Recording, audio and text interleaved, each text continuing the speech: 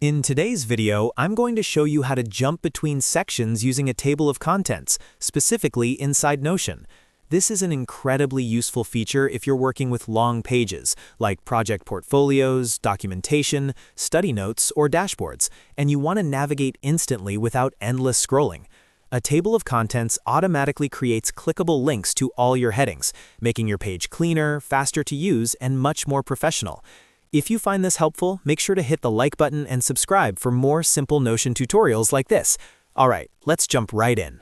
First, go to the Notion page where you want to add a table of contents. This can be an existing page with lots of sections or a brand new page that you're setting up from scratch. The table of contents works best when your page already has headings, so make sure you're using heading 1, heading 2, or heading 3 blocks for your sections. These headings are what Notion will use to generate the clickable links. Once you're on your page, click anywhere you want the table of contents to appear. Most people place it at the top of the page, but you can also put it in a sidebar column or below an intro section.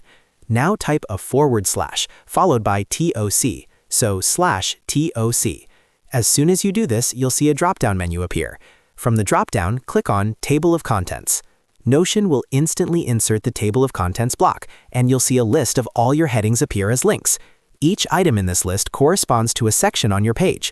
When you click on any of these links, Notion will automatically jump you to that section. This makes navigating long pages extremely fast and user-friendly. If you want to move the table of contents to a different spot on the page, hover over the block until you see the 6-dot handle on the left side. Click and drag those 6 dots to relocate the table of contents anywhere you like. You can even place it into a column layout to keep it neatly aligned with your content. To make your table of contents stand out visually, you can change its background color.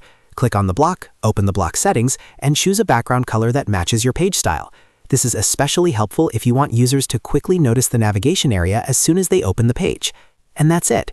You've now learned how to jump between sections using a table of contents in Notion.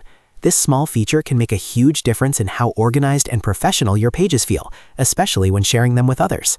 If this video helped you, don't forget to like, subscribe, and turn on notifications so you don't miss future tutorials. Thanks for watching, and I'll see you in the next one.